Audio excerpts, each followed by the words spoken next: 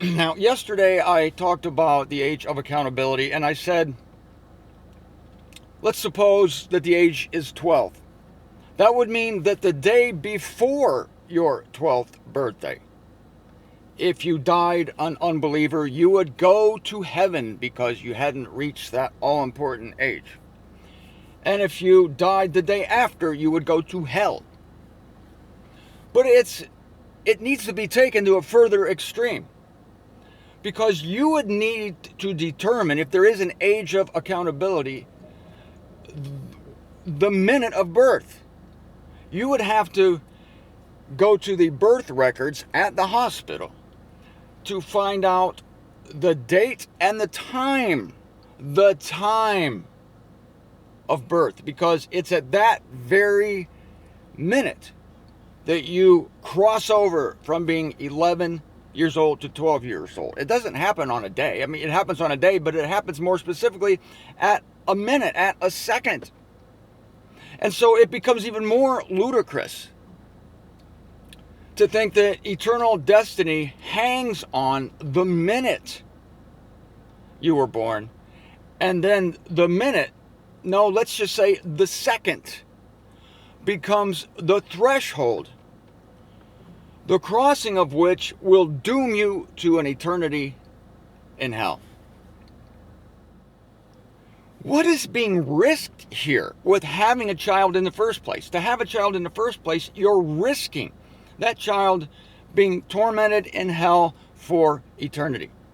Because after they reach that magical age, they're accountable, and if they make a mistake, if they get into some deviant practices like smoking or drinking or premarital sex, they're not believers and they're going to hell. So it would be the utmost responsibility to kill all human beings before they reach the age of accountability. And I suppose it is most convenient to kill them while they're in the womb. I don't see how any Christian parents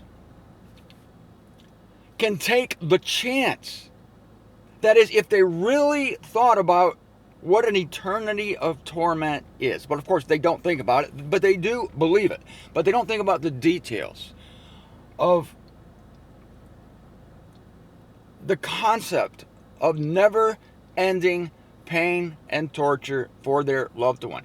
If there was only a 1% chance of that, number one, I don't see how you can bring a child into the world. I'll just stop with that. I don't see how you can bring a child into the world. If you think that salvation depends on wisdom, righteousness, intelligence, human wisdom, human righteousness, human intelligence. You will try to bring up your child the best you can, but you just don't know. You just don't know if it's gonna take.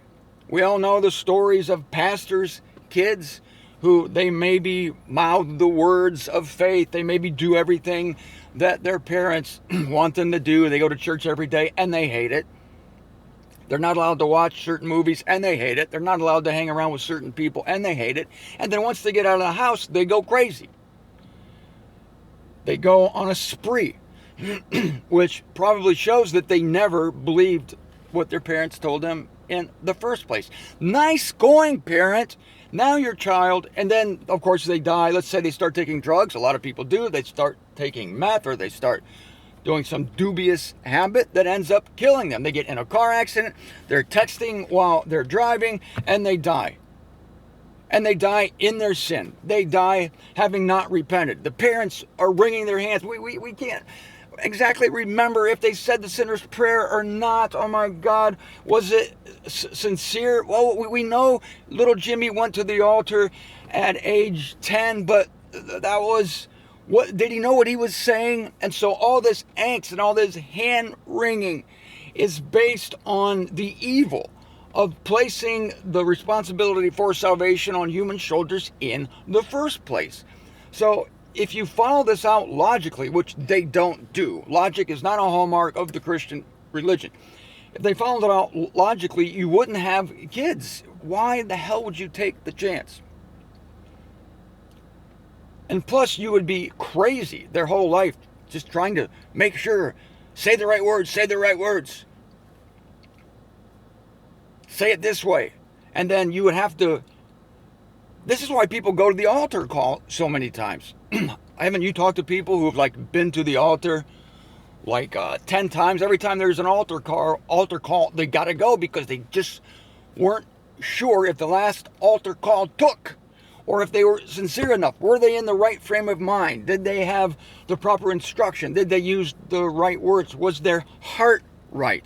All of these, it's a huge gamble. It's a crapshoot unless you learn the truth, which is salvation goes upon the shoulders of Jesus Christ.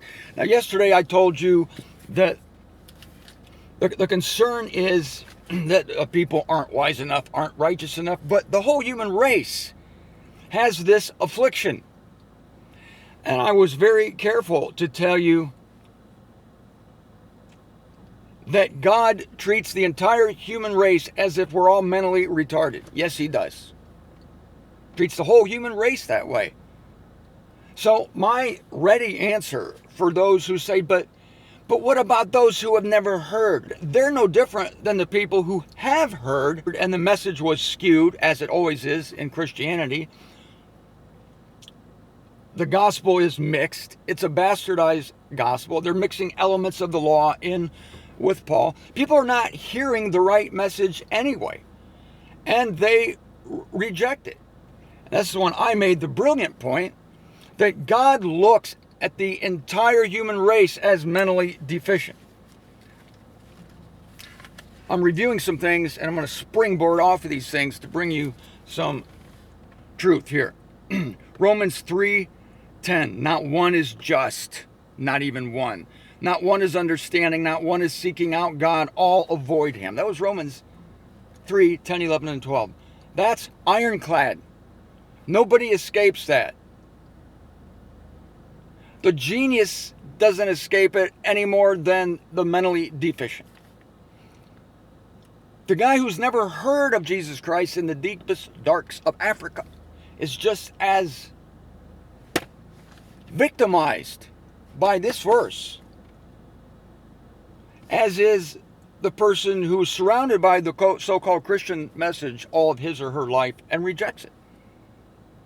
Because it's either mispresented or that God has not given faith. Oh, and here's a backup verse for Romans 3:10, 11, and 12. And this is another ironclad statement of God's in Romans 11:32. For God locks up altogether in stubbornness. That's it. Ironclad. God locks up altogether in stubbornness. There's no demarcation here. There's no smart or stupid or young or old or never heard it my whole life. No distinction. Oh, Paul eventually uses those very words. I knew I heard them somewhere. Romans 3:22. There is no distinction. Stop with the age of accountability. There is no distinction. For all sinned and are wanting of the glory of God. The glory of God. All are wanting. All are lacking. Nobody can pull themselves up by their own bootstraps. And if you need another verse verifying that, Romans 11:32. God locks up. Locks up. That's the key. He locks it. Locks up altogether in stubbornness. But I must give you the second part of that verse. That he should be merciful to all. The same God who locks up all together in stubbornness is the only one that can unlock. Let me run something past you here. I don't know if you've ever heard this, but this dawned on me maybe 10 years ago. And I don't think I've talked about it much. This might be new to a lot of you. Let's say that this was the plan of salvation. Let's say that God brought billions of people, human beings, into existence through Adam. And let's say that the lifetime of every human being becomes an experience of understanding what good and evil is. Because that's what happened when our forebears, Adam and Eve, ate the fruit of the knowledge of good and evil. It began the experience of contrast, of understanding what life is because of the grim reality of death. But let's say there's no distinct and specific revelation of God. Let's say that all human beings, they come and go, they live their lives, they're 70, they go through life and they die. And these are all out of Adam. But let's say that during the course of these human beings coming into the world, another man came, but this man was not an ordinary man. He was the Son of God. His human lineage came from his mother, but his divine lineage came from God. And this man, knowing that because of partaking of the tree of the knowledge of good and evil, which was a sin because it was the one law God had in the garden, this man, the Son of God, would know that all are wanting. There's no distinction, for everyone is wanting of the glory of God. So he comes as the second Adam. He comes as the last Adam. That's the proper term. And he dies for all the misses, that is, all the sins of everyone that's ever been born. So humanity comes one at a time, for 6,000 years. They live and they die, but they have this valuable experience in the meantime of good and evil. But they have no real revelation of God, because let's say the action of the Son of God happened in a corner. Let's say that it happened on a dim, dark day and nobody ended up knowing about it. And then God, in his wisdom, has a resurrection. He's not going to leave anyone dead. He has this judgment period called the Great White Throne Judgment. Okay, people die. Adam dies and he stays dead.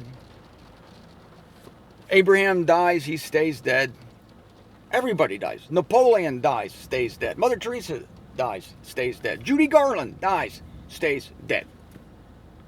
Larry, Curly, and Moe, they die and they stay dead. But there is a resurrection when all the dead will come forth, but not until then. And so at the Great White Throne Judgment, and there is such a judgment, by the way, you read about it in Revelation chapter 20. At the Great White Throne Judgment, everybody wakes up and they're all standing before God. Now, some people in their lives did good. Some people in their lives did evil. Larry, Curly, and Moe, for instance, they did great good. But other people, such as Joel Osteen and Billy Graham, they did great evil. So they're all standing there. And God adjusts them. There is some pain, there's some flinching. There are also some pats on the head. Well done. But all of humanity is here. You, me, Mother Teresa, Lucille Ball, Hitler, can't forget him.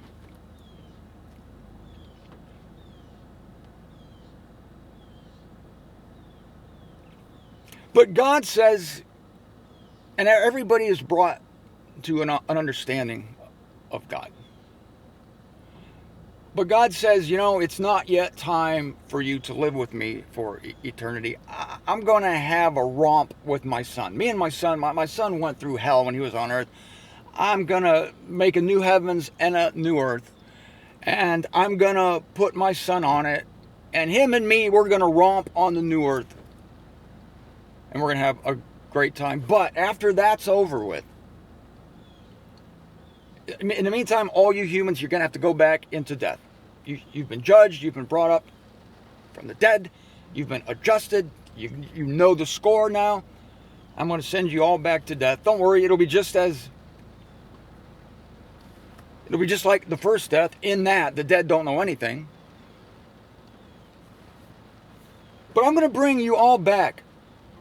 And this time permanently. After my little romp on the new heavens and the new earth with my son is over, I'm going to bring everybody back permanently. And you, my human creation, you are going to live with me in complete bliss, complete happiness for eternity. forever and ever. The true forever and ever. You're going to live with me forever. Let me ask you, if anybody would have room to complain about that deal. Let me tell you why. Because you are born in this world and you live your life. And yes, there are heartaches, there is evil, there are bad things that happen, but God sows in some beautiful things in everyone's life. You have beautiful things to look at. You have trees, you have birds, you have animals, and God gives you food. He gives you giant juicy things that grow on trees like apples and oranges. And there's some great stuff that comes out of the ground like potatoes and radishes and carrots. And God creates people who invent television, and you have great television shows like the Lawrence Welk Show and back to the Three Stooges. And great movies are made like The Wizard of Oz. And so God knows that life is hard, so he's sown in some pleasure, some diversions to keep you from thinking about the fact that you're gonna die. So people live on the average, what, maybe 80 years. 80 years. It sounds like a long time. And people do get sick. People do have miserable times, but God provided for Cocoa Pebbles. He provided for Bit-O-Honeys. He provided for Snickers bars. He provided for parties. People have parties. He made sure people figured out how to ferment the grape. It was a great thing. Ferment the grape. Help you get through this life. Sand off the rough edges. It's only 80 years or 100 years if you're unlucky. And then, boom, you go to sleep. And the dead don't know anything. By the way, there's no sensation in death. It's like non-existent. You're unaware completely. And to you, if 1,000 years goes by until the time you're resurrected, you're not even aware of the passage of time, right? You close your eyes and you wake up. And to you, it was like a blink. And you're standing before this great white throne I've been telling you about. And God says, we have a few adjustments to make here. And then God adjusts everyone. And he says, well, I'm going to have to send you, now that everybody's cool, all right, I'm going to send you back into death. And the objection might come, oh, but boom. And they're awakened at the consummation. And they're going to live with God for eternity. What a deal. What a deal. You live for 80 years with little Cocoa Pebbles sewn in, and Three Stooges, and Gilligan's Island, and then you end up living with God for eternity. No one would have any complaints. That'd be the greatest plan ever. God would be so gracious to do that for human beings. Why are you bringing me in this life in the first place? Because I have bliss, complete bliss, happiness, joy for you forever with no end with me. It's like, what does this cost me? Only 80 years on this planet. That's not so bad. I got trees. I got the Lucy Show. I got Three Musketeers bars. I can do this. But here's what God does. Okay, if that was the deal, everybody would sign up for it. Boom, boom, boom, boom, boom, boom. He's doing you a favor to bring you into the world. We're doing you a huge favor. But now God is going to do something completely, wildly innovative and gracious and ridiculously, redundantly fun. He is going to give some people, while they're living, a special revelation, a special little treat that's even better than Three Musketeers bars. And that is, he's going to give them faith in him, and he's going to reveal himself to them, and he's going to say to them, psst, I got a little special for you. Okay. You're not going to have to wait until the great white throne to raise from the dead. What? Huh, wait, what? I got a secret inside deal for you. You know that bliss I was talking about? Yeah. That everybody signed up for? Yeah. That's going to be so great for eternity? Yeah. Well, just between me and you, I'm getting you in on that early. What? Me? Why? Just because I want to. Just because I'm dying to get... I just really want people to be with me. I just really want people to get in on what I'm doing. And you know what? I'll tell you this too. It's going to be a little lonely with just me and my son frolicking on the new earth. I'm going to populate it with people who are going to frolic around like deer and antelopes. Wow. You mean this is like before this already great deal? Yeah, it's going to be before it. Who the hell would complain about the first deal, and who the hell would not realize that this early thing God is doing is so super abundantly generous? The reason I bring this up is because when people hear me say that, like, a baby dies without believing, or some guy in deepest, darkest Africa dies, never having heard Christ, that only seems to be a ripoff in light of the fact that God gives some people faith and He's bringing them into salvation early. He's bringing them into this eternal life early. It's only a ripoff in comparison with that, and then people get jealous. That's not fair. That poor Aborigine. That's the guy in Australia. That poor Aborigine. Oh, he's not going to be with God. He's not going to have Aeonian life. He's not going to come in early. He won't be on the new earth or whatever. It only seems to be a ripoff in light of this, especially salvation that God gives to us. So I'm trying desperately to readjust our thinking to see that if everybody went to the great white throne, if nobody lived during the 1,000 years, if nobody lived during the new heavens and the new earth besides Jesus Christ, it would still be the most amazing thing to trade 80 years of life mixed in with little cocoa pebbles for an eternity of bliss with God. Nobody, even if they go to the second death, big whoop, you're sleeping again. Big whoop. So it's basically 80 years and then boom, you're in. All the thousands of years you were dead in the first death, all the thousands of years you're dead in the second death, they don't amount to anything because you're not conscious during those times. So it's like born, 80 years, cocoa pebbles, boom, eternity with God.